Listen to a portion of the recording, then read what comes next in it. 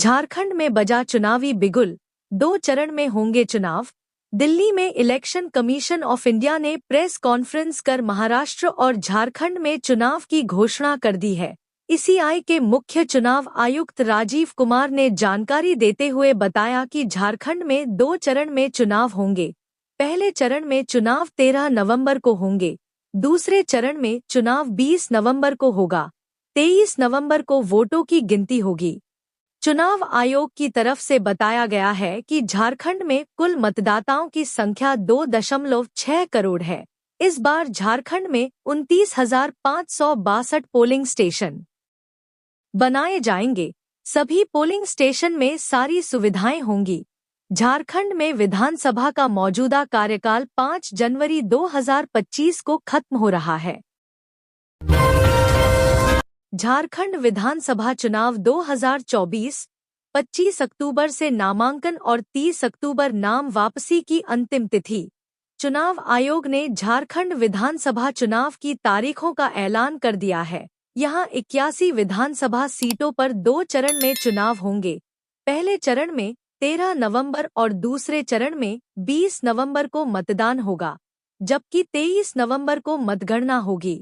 मुख्य चुनाव आयुक्त राजीव कुमार ने बताया कि झारखंड में पहले चरण की अधिसूचना 18 अक्टूबर को जारी होगी, जबकि नामांकन 25 अक्टूबर से शुरू होंगे। वहीं नामांकन पत्रों की जांच 28 अक्टूबर को होगी। नाम वापसी 30 अक्टूबर को होगी, जबकि मतदान 13 नवंबर को होगा। कांग्रेस की पूर्व विधायक ममता देवी को बड़ी राहत। झारखंड हाईकोर्ट ने सजा पर लगाई रोक। झारखंड विधानसभा चुनाव से पहले पूर्व विधायक ममता देवी को बड़ी राहत मिली है। दरअसल रामगढ़ की इस पूर्व विधायक की सजा पर हाईकोर्ट ने मंगलवार को रोक लगा दी है, जिसके बाद कांग्रेस कार्यकर्ताओं और ममता देवी के समर्थकों में खुशी का माहौल है। दरअसल हजारीबाग व्यवहार न्यायालय स्थित एमपीएमएलए कोर्ट ने उन्हें कुल 7 साल की सजा सुनाई थी। कोर्ट के इस फैसले के बाद अब वह फिर से सक्रिय राजनीति में लौट सकेंगी। दरअसल पूरा मामला ये है कि गोला प्रखंड के टोनागातू में इनलैंड पावर प्लांट निर्माण किया गया था। इसके निर्माण के समय कई ग्रामीण यहां से विस्थापित हुए थे। इन लोगों को हटाने से पहले नौकरी, मुआवजा और रोजगार देने का आश्वासन दिया गया। प्रबंधन ने अपने कहे के अनुसार कुछ लोगों को नौकरी तो दी, लेकिन ग्रामीणों का आरोप है कि उन्हें पर्याप्त सुविधा और रोजगार नहीं दिया गया। इसी मांग को लेकर 29 अगस्त 2016 को तत्कालीन पार्षद ममता देवी एवं राजीव जायसवाल के नेतृत्व में यहां पर धरना प्रदर्शन का आयोजन किया गया था। इस दौरान अचानक पुलिस और आंदोलन कर रहे लोगों के बीच पथराव हो गया और धीरे धीरे यह रणक्षेत्र में तब्दील हो गया। पुलिस ने जवाबी कार्रवाई में फायरिंग की, जिसमें 2 लोगों की मौत हो गई और 43 लोग घायल हो गए, जिसके बाद आक्रोशित ग्रामीणों ने तत्कालीन सीओ की गाड़ी में आग लगा दी। इसे लेकर गोला और रजरप्पा थाना में अलग अलग मामला दर्ज किया गया था। इसके बाद हजारीबाग व्यवहार न्यायालय स्थित एमपीएमएलए कोर्ट के जज पवन कुमार ने इस मामले की सुनवाई करते हुए रामगढ़ की पूर्व विधायक समेत 13 आरोपियों को दोषी करार देते हुए सजा सुनाई थी। उन्हें आईपीसी की धारा 333 और 307 के तहत 5 साल की सजा सुनाई गई थी। इसके अलावा 148 और 332 के तहत 2 साल की सजा के साथ साथ 10,000 रुपए का जुर्माना भी लगाया गया। झारखंड हाईकोर्ट ने इसी सजा पर रोक लगाई है। 40 लाख से अधिक नहीं खर्च कर पाएंगे विधानसभा चुनाव में उम्मीदवार। झारखंड में विधानसभा चुनाव की तारीख का ऐलान हो गया है। झारखंड में 2 चरणों में चुनाव होंगे। इसकी जानकारी मुख्य चुनाव आयुक्त राजीव कुमार ने प्रेस कॉन्फ्रेंस के माध्यम से दी है। पहला चरण 13 नवंबर होगा, वहीं दूसरा चरण 20 नवंबर को होगा। वहीं वोटों की गिनती 23 नवंबर को होगी। इलेक्शन कमीशन ऑफ इंडिया ने कहा है कि विधानसभा चुनाव में कोई भी उम्मीदवार प्रचार प्रसार में 40 लाख से अधिक रुपए खर्च नहीं कर सकते हैं।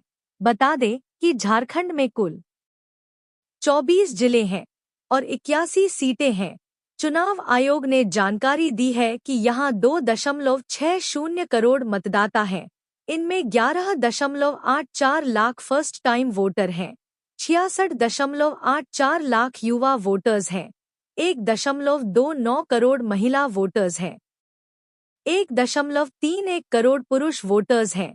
इसके साथ चुनाव आयोग ने ये भी बताया कि झारखंड में 29,562 पोलिंग स्टेशन बनाए जाएंगे। झारखंड में पहले चरण की अधिसूचना 18 अक्टूबर को जारी होगी, जबकि नामांकन 25 अक्टूबर से शुरू होंगे। वहीं नामांकन पत्रों की जांच 28 अक्टूबर को होगी। नाम वापसी 30 अक्टूबर को होगी, जबकि मतदान 13 नवंबर को होगा। राज्य में आदर्श आचार संहिता लागू। आयोग ने कहा शहरी क्षेत्रों में वोटिंग प्रतिशत बढ़ाने पर रहेगा जोर। भारत निर्वाचन आयोग ने झारखंड विधानसभा चुनाव की घोषणा कर दी है। इसी के साथ 15 अक्टूबर 2024 की शाम 3:30 बजे से झारखंड में आदर्श आचार संहिता प्रभावी हो गया है। मुख्य निर्वाचन पदाधिकारी झारखंड के रवि कुमार ने बताया है कि चुनाव 13 और 20 नवंबर को 2 चरणों में होंगे। मतगणना 23 नवंबर को होगी। पहले चरण के चुनाव के लिए अधिसूचना 18 और दूसरे चरण की 22 अक्टूबर को जारी होगी। उन्होंने कहा कि चुनाव आयोग आदर्श आचार संहिता का पालन सुनिश्चित करेगा। स्वतंत्र, निष्पक्ष और शांतिपूर्ण चुनाव हमारी प्राथमिकता होगी। शहरी क्षेत्रों में मतदान प्रतिशत बढ़ाना भी हमारी प्राथमिकता सूची में है। वह मंगलवार को निर्वाचन सदन धुर्वा में मीडिया से मुखातिब थे। मुख्य निर्वाचन पदाधिकारी ने कहा कि पहले चरण में 43 विधानसभा क्षेत्रों में तथा दूसरे चरण में 38 विधानसभा क्षेत्रों में मतदान होंगे। पहले चरण के लिए नामांकन 25 अक्टूबर तक और दूसरे चरण के लिए नामांकन की अंतिम तिथि 29 अक्टूबर होगी। पहले चरण के नामांकनों की स्क्रूटनी 28 अक्टूबर और दूसरे चरण की स्क्रूटनी 30 अक्टूबर को होगी। उन्होंने बताया कि प्रथम चरण के चुनाव को लेकर नाम वापसी की अंतिम तिथि 30 अक्टूबर और दूसरे चरण के लिए नाम वापसी की अंतिम तिथि 1 नवंबर है। पूरी चुनावी प्रक्रिया 25 नवंबर को समाप्त हो जाएगी। पत्रकारों के सवालों का जवाब देते हुए उन्होंने कहा कि मतदाताओं को मतदान को लेकर कोई असुविधा नहीं हो, इसे लेकर व्यापक तैयारी की गई है। चुनाव कर्मियों को इसे लेकर प्रशिक्षित भी किया गया है। मतदान केंद्रों पर मतदाताओं का इंतजार कम हो, इसकी भी व्यवस्था की जा रही है। उन्होंने कहा कि चुनाव आयोग एक ऐप भी जारी करेगा, जिसके माध्यम से मतदाता मतदान केंद्रों की स्थिति, मसलन मतदान केंद्र पर कितने लोग मतदान के लिए कतार में हैं, यह जानकारी घर बैठे ले सकेंगे। उन्होंने कहा कि यह ऐप बुजुर्ग मतदाताओं के लिए काफी लाभदायक होगा। वहीं 85 वर्ष से ऊपर के मतदाताओं को घर से मतदान की भी सुविधा रहेगी। इसके लिए उन्हें फॉर्म 12D भरना होगा। उन्होंने बताया कि चुनाव प्रचार में उम्मीदवार अधिकतम 40 लाख रुपए तक खर्च कर सकते हैं।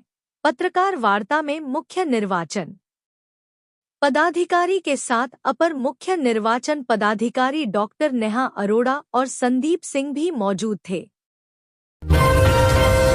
मक्खी मारने की दवा को खेल में पीकर 2 बच्चियों की मौत, एक की हालत गंभीर।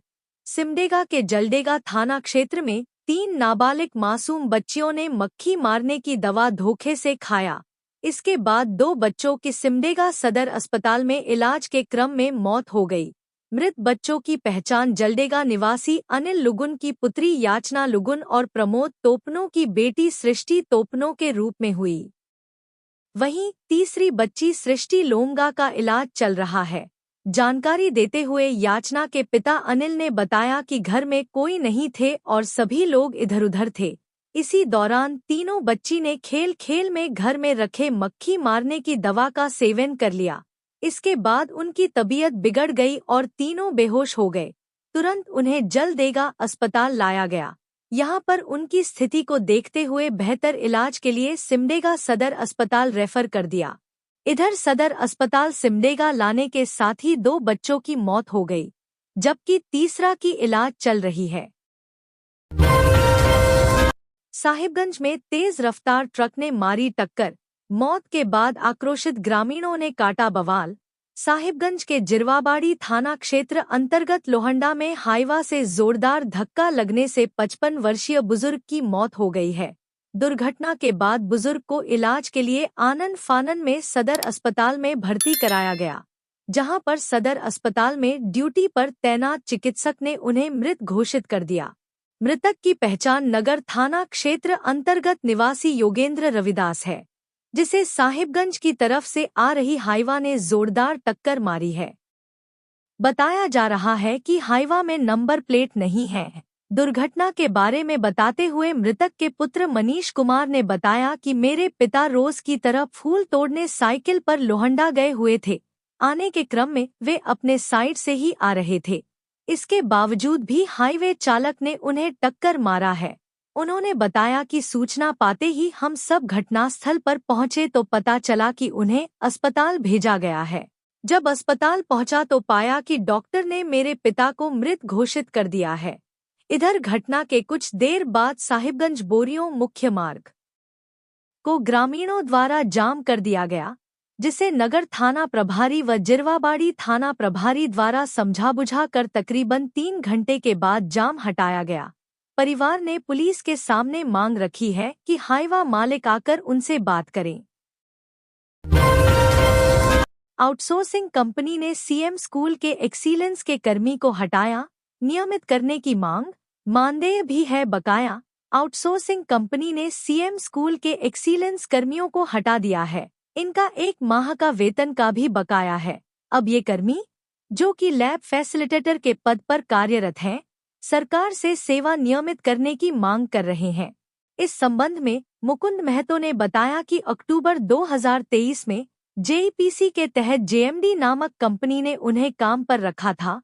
लगभग 1 साल होने पर कंपनी की ओर से उन्हें मेल करके अपनी सेवा समाप्त करने के लिए कहा गया। उन्होंने आगे कहा कि कई बार मुख्यमंत्री से मुलाकात कर वार्ता करने की कोशिश की, लेकिन ये संभव नहीं हो पाया। राज्य के शिक्षा निदेशक ने उन्हें आश्वासन दिया कि उनके इस मुद्दे के बारे विचार किया जाएगा। इसके अलावा उनकी कुछ मांगे हैं जो वे सरकार समक्ष रखना चाहते हैं। ये है मांगे: पहला, वर्तमान में इनका मानदेय 9,964 रुपये है, जिसे 20,000 करने की मांग है। दूसरा, सरकार इनकी सेवा नियमित करे और आउटसोर्सिंग कंपनी के हाथों में नहीं सौंपे। तीसरा, अचानक उन्हें इनकी सेवा समाप्त करने के लिए कहा गया था, इन्हें वापस काम पर जल्द से जल्द बुला लिया जाए। चौथा, 1 महीने का बकाया वेतन दिया जाए। पांचवा, हर साल के अंत में इनके द्वारा किए गए काम के लिए अंक दिए जाएं, ताकि कहीं दूसरी जगह जब इनकी बहाली हो तो इन्हें कोई दिक्कत का सामना नहीं करना पड़े। झारखंड में बढ़ी नए वोटर्स की संख्या, नवंबर में 2 चरण में होंगे विधानसभा चुनाव। झारखंड में वोटरों की संख्या 2,57,78,149 हो गई है। चुनाव आयोग की ओर से मतदाता सूची पुनरीक्षण करने के बाद मान्य मतदाता सूची जारी की गई है। नए वोटर लिस्ट में पुरुष और महिला मतदाताओं की संख्या 2.6 करोड़ हो गई है। इसके अलावा राज्य में थर्ड जेंडर की संख्या 448 है। मुख्य निर्वाचन आयोग की ओर से बताया गया कि वोटरों की संख्या में 1 जनवरी 2024 को प्रकाशित वोटर लिस्ट से 1.54% की वृद्धि हुई है।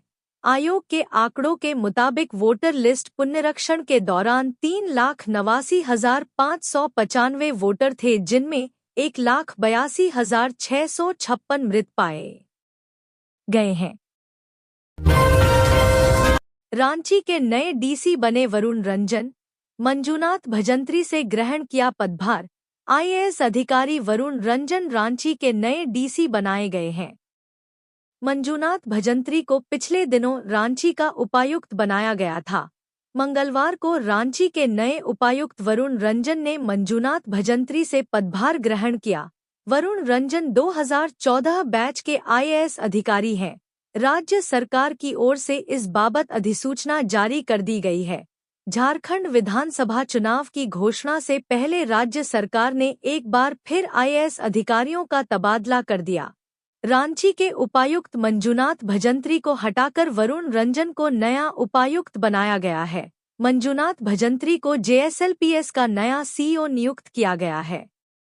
जेएसएलपीएस के सीईओ के रूप में कार्यरत मृत्युंजय कुमार बरणवाल को स्थानांतरित करते हुए मनरेगा का नया आयुक्त बनाया गया है।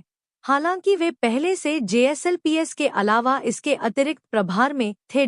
झारखंड औद्योगिक आधारभूत संरचना विकास निगम के प्रबंध निदेशक वरुण रंजन को राज्य सरकार ने मंगलवार को तबादला कर दिया। उन्हें रांची की कमान सौंपी गई है। मंजूनाथ भजंत्री की जगह उन्हें रांची का नया उपायुक्त नियुक्त किया गया है। राहुल सिन्हा को हटाकर पिछले दिनों मंजूनाथ भजंत्री को रांची जिले की कमान सौंपी गई थी। इंतजार की घड़ियां खत्म हो गईं। मुख्य चुनाव आयुक्त राजीव कुमार ने मंगलवार को झारखंड विधानसभा चुनाव की तारीखों की घोषणा कर दी। यहां 2 चरणों में विधानसभा चुनाव होंगे। 13 और 20 नवंबर को मतदान होंगे, जबकि 23 नवंबर को मतगणना होगी। धनबाद में बाइक चोरी करते धराया युवक, लोगों ने जमकर की धुनाई।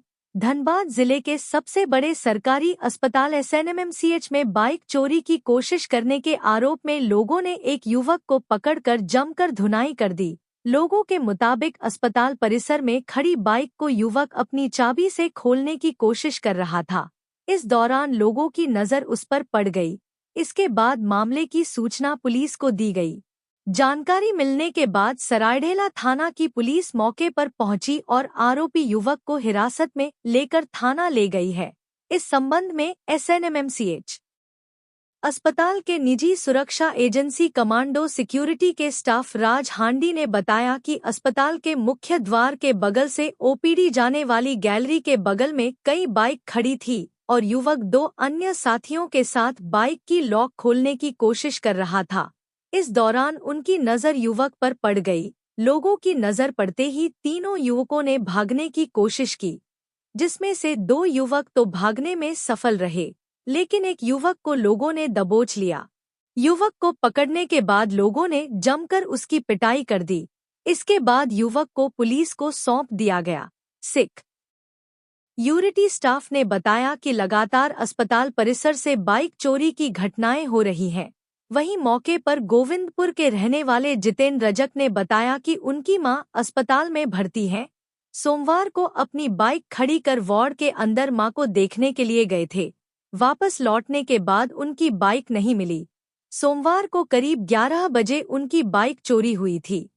वहीं मौके पर पहुंची सरायढेला थाना के सब इंस्पेक्टर ने बताया कि बाइक चोरी की कोशिश करने की जानकारी मिली थी, जिसके बाद मौके पर पहुंचे हैं। फिलहाल आरोपी को पकड़कर थाना ले जाया जा रहा है। युवक से थाने में पूछताछ के बाद आगे की कार्रवाई की जाएगी।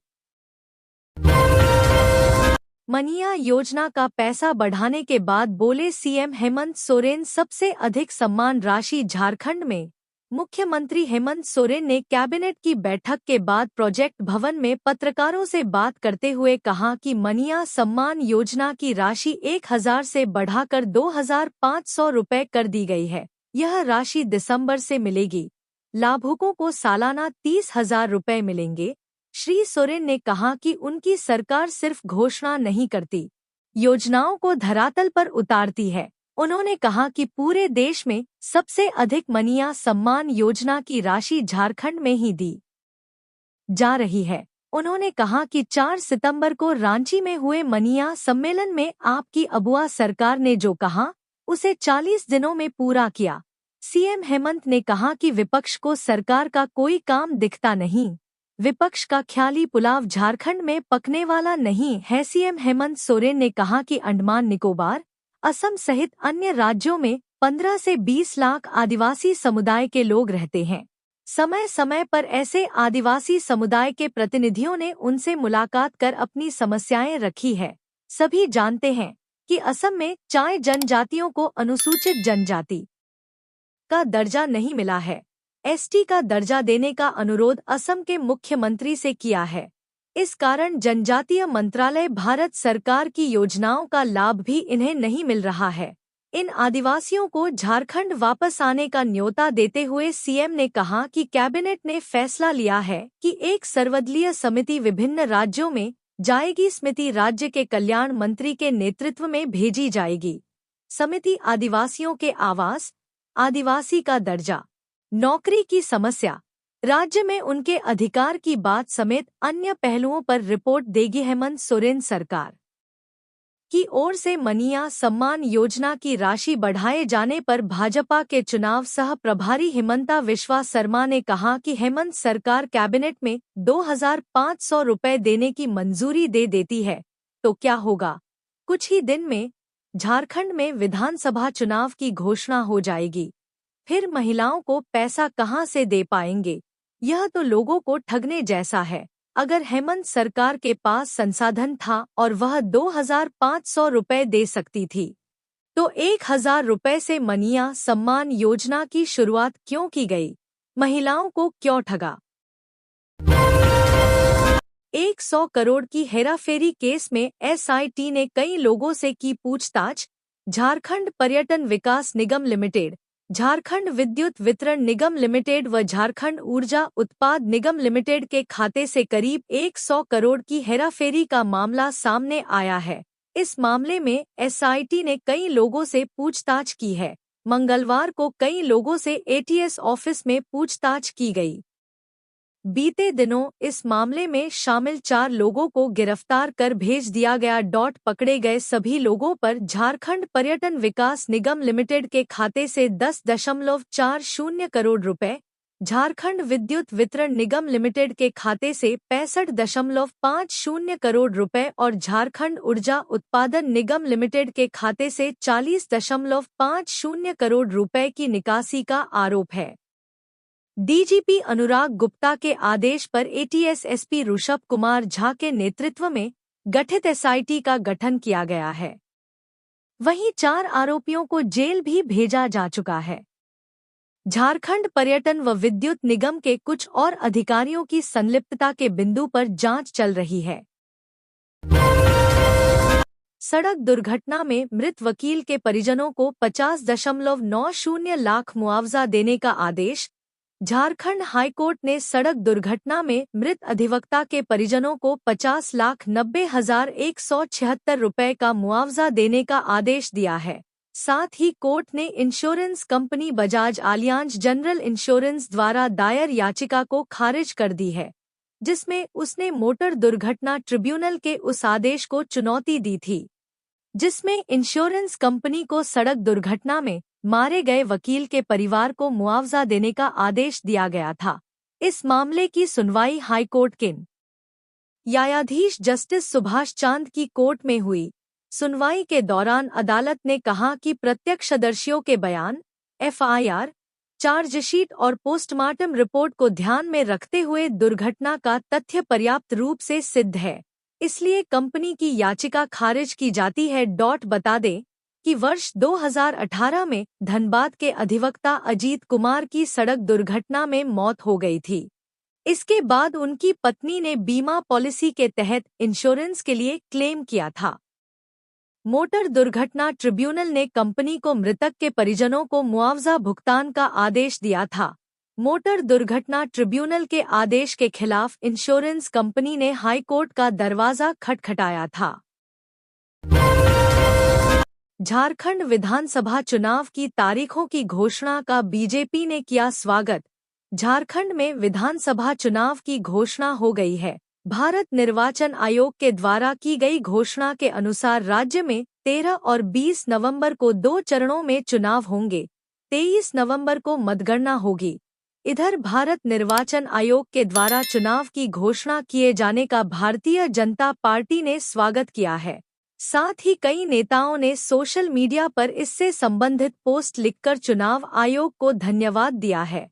इस संबंध में असम के सीएम सह झारखंड विधानसभा चुनाव सह प्रभारी हिमंता बिस्वा शर्मा ने सोशल मीडिया पर पोस्ट में लिखा है कि मैं झारखंड के विधानसभा चुनाव की घोषणा का हार्दिक स्वागत करता हूं।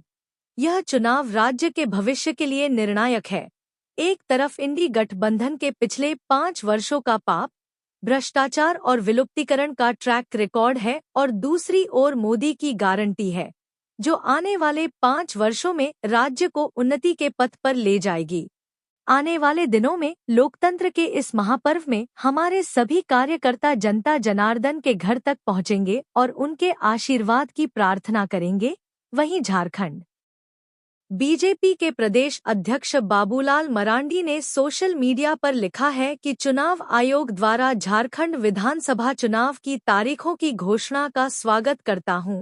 बीते 5 सालों में बेरोजगारी, घुसपैठ, अपराध, भ्रष्टाचार, कुशासन, विलुप्तीकरण, दलितादिवासी पिछड़े समाज का उत्पीड़न और झामुमो कांग्रेस राजद के जंगलराज से त्रस्त झारखंड की जनता जनार्दन अब परिवर्तन चाहती है। यह चुनाव झारखंड की रोटी, बेटी और माटी की अस्मिता को बचाने का चुनाव है। यह चुनाव आदिवासी समाज के अस्तित्व को घुसपैठियों से बचाने का चुनाव है। यह चुनाव युवा साथियों को नौकरी, रोजगार और न्याय दिलाने का चुनाव है। यह चुनाव झारखंड के गरीब, किसान, महिलाओं को उनका हक दिलाने का चुनाव है। यह चुनाव झारखंड को बचाने का चुनाव है। मुझे पूर्ण विश्वास है कि इस विधानसभा चुनाव में झारखंड के मतदाता प्रधानमंत्री नरेंद्र मोदी के नेतृत्व में भारतीय जनता पार्टी और एनडीए गठबंधन को प्रचंड बहुमत देकर लोक कल्याणकारी सरकार बनाएंगे।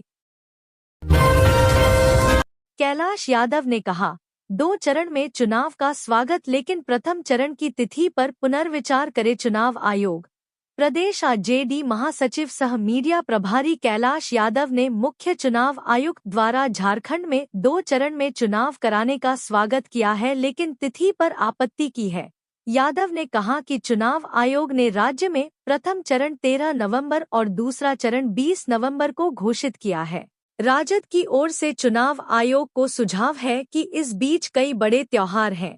31 अक्टूबर को दीपावली, 2 नवंबर को भैया दूज एवं आस्था का महान पर्व छठ, 6 एवं 7 नवंबर को है। इसलिए चुनाव आयोग प्रथम चरण के चुनाव की तिथि 15 नवंबर के बाद घोषित करने पर पुनर्विचार करने पर निर्णय लेने चाहिए। यादव ने कहा कि चुनाव आयोग राज्य में समय से पूर्व चुनाव कराने का फैसला लिया, लेकिन कहीं न कहीं स्पष्ट संकेत है कि झारखंड में 2 चरण में तिथि निर्धारण में निश्चित रूप से बीजेपी के इशारे पर घोषणा की गई है। इसलिए चुनाव आयोग की निष्पक्षता पर कुछ सवाल भी खड़े होते हैं। भूख हड़ताल पर 108 एम्बुलेंस के ड्राइवर संघ कर्मी, कहां वेतन के साथ स्थायी करे सरकार। 108 एम्बुलेंस की सेवा दे रहे ड्राइवर टेक्नीशियन को पिछले 3 माह से वेतन नहीं मिला है। वेतन नहीं मिलने के कारण दुर्गा पूजा इन लोगों के लिए फीका रहा। अब झारखंड मजदूर मोर्चा के बैनर तले 108 एम्बुलेंस की सेवा दे रहे ड्राइवर और टेक्नीशियन ने भूख हड़ताल शुरू कर दी है। जिला के विभिन्न अस्पतालों में सेवा दे रहे सारे कर्मी अनिश्चितकालीन भूख हड़ताल पर बैठ गए हैं।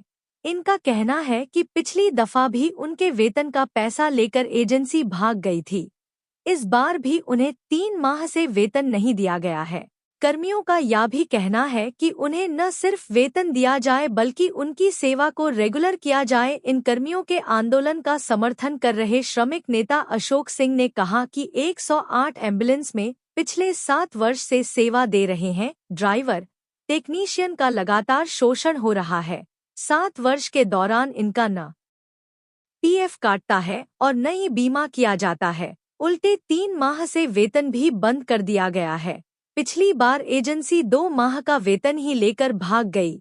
इस बार सभी कर्मी सजग रहे हैं और पूजा से पहले ही सरकार से लेकर प्रशासन को नोटिस दिया कि 3 माह का बकाया वेतन दुर्गा पूजा के पहले नहीं दिया गया तो वे लोग अनिश्चितकालीन भूख हड़ताल पर चले जाएंगे।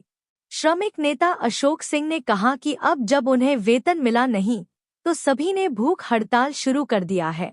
जब अस्पताल स्थायी है, एम्बुलेंस स्थायी है तो इसमें काम करने वाले कर्मी स्थायी क्यों नहीं है? उन्होंने कहा कि आज पैसे का बंदरबाट हो रहा है और एम्बुलेंस के साथ मरीजों की सेवा में लगे 4000 श्रमिकों का शोषण हो रहा है, जिसे बर्दाश्त नहीं किया जाएगा। देश की सेवा के लिए बीएसएफ के 373 कांस्टेबल ने ली शपथ। देश के कोने कोने में देंगे अपनी सेवा। हजारीबाग की पहचान सीमा सुरक्षा बल प्रशिक्षण केंद्र से भी पूरे देश भर में है। यहाँ विदेशों से भी आकर पुलिस पदाधिकारी एवं जवान ट्रेनिंग लेते हैं। मंगलवार को 373 नवारक्षक ने अपनी ट्रेनिंग पूरा कर दीक्षांत परेड समारोह में शामिल हुए। अब ये जवान देश सुरक्षा में अपना महत्वपूर्ण योगदान देंगे। ऐतिहासिक बीएसएफ प्रशिक्षण केंद्र एवं स्कूल के रानी लक्ष्मीबाई परेड ग्राउंड में मंगलवार को दीक्षांत परेड समारोह संपन्न हुआ। समारोह में कुल 373 नवारक्षकों ने देश सेवा की शपथ ली। भव्य पारंपरिक और सांस्कृतिक कार्यक्रम के साथ बीएसएफ के बैंड की धुन ने पूरा माहौल देशभक्ति कर दिया। भारत माता की जयकारे के साथ कांस्टेबलों ने देश की अखंडता एकता के लिए तिरंगे झंडे के नीचे शपथ लिया। देश हमें सब कुछ देता है, हम भी तो कुछ देना सीखे। कुछ इसी भाव के साथ 44 सप्ताह का कठिन परिश्रम, लगन, साधना के साथ बुनियादी प्रशिक्षण पूर्ण कर दीक्षांत परेड में शामिल हुए।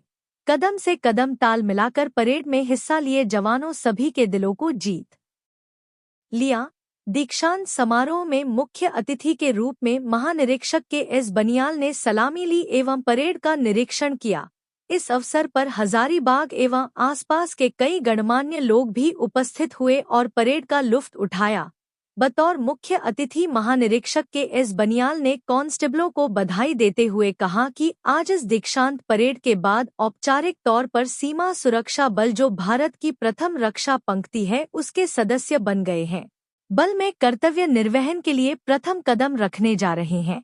उन्होंने नवारक्षकों के माता पिता एवं परिजनों को भी बधाई देते हुए कहा कि आपने सपूतों को सीमा सुरक्षा बल में भेजकर देश सेवा का में अपना महत्वपूर्ण योगदान दिया है।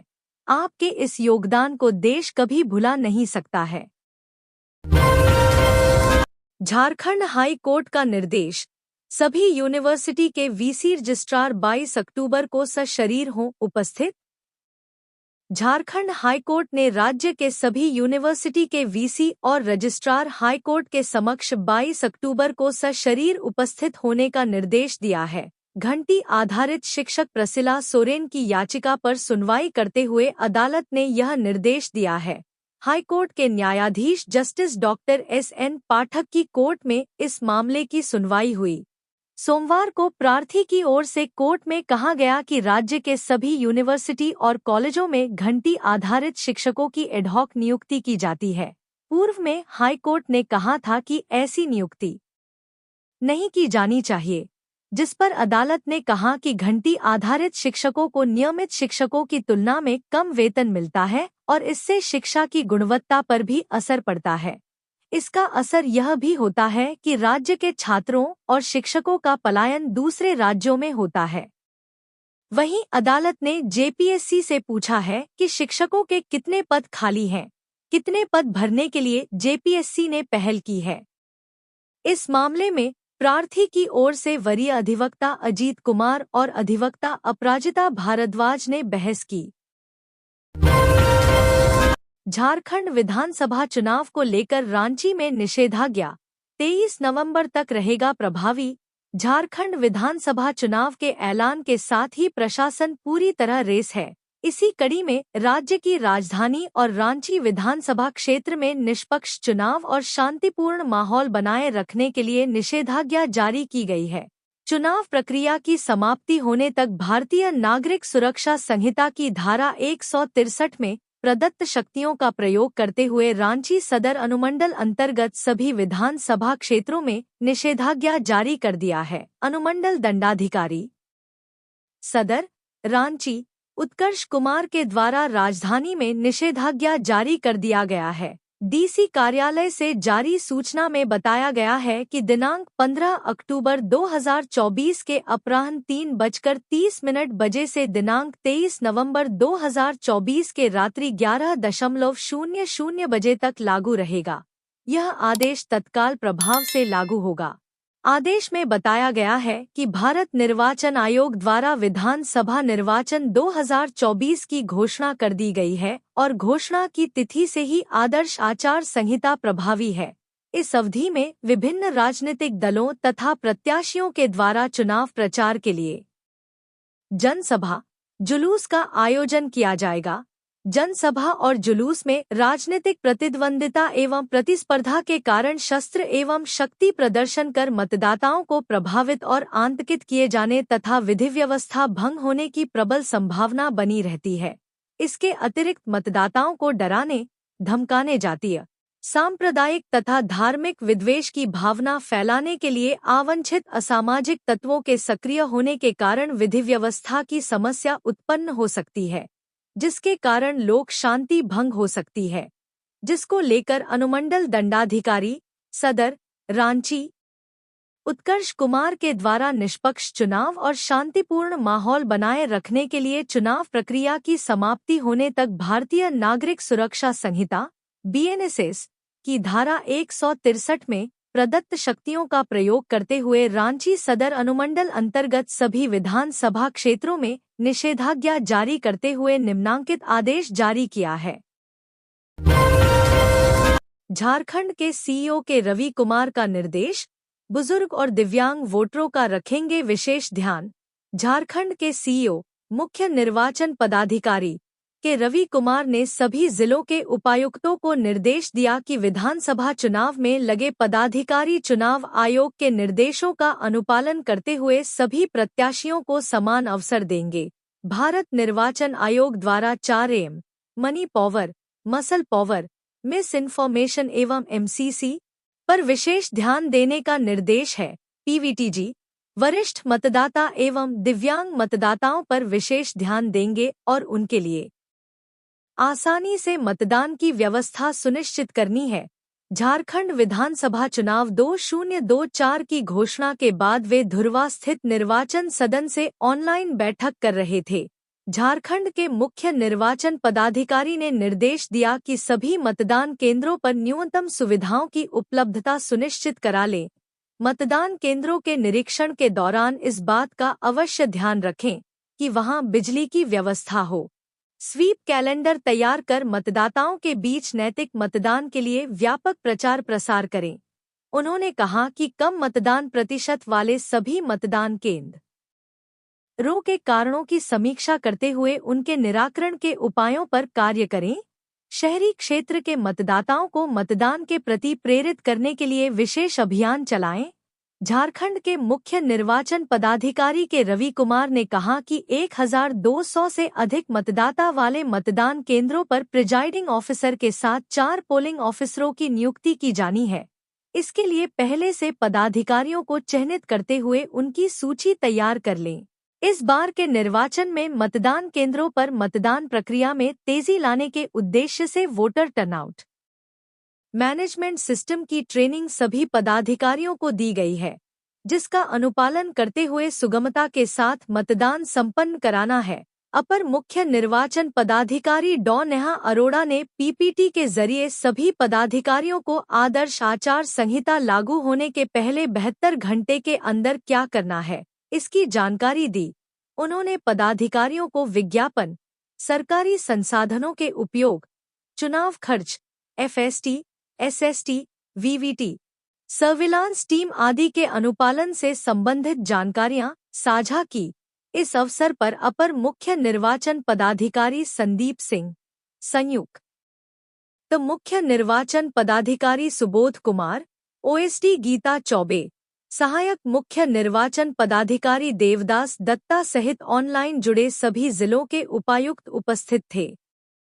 तो ये थी आज की झारखंड की टॉप बड़ी खबरें। इसी तरह झारखंड की हर छोटी सी बड़ी खबर देखने के लिए आप हमारे चैनल 24 झारखंड न्यूज को सब्सक्राइब करके बेल आइकन प्रेस कर ले, जिससे झारखंड की हर छोटी सी बड़ी खबर की अपडेट आप तक पहुंचता रहे। तो आज के लिए बस इतना ही। हमें दीजिए इजाजत, फिर मिलते हैं नेक्स्ट न्यूज में।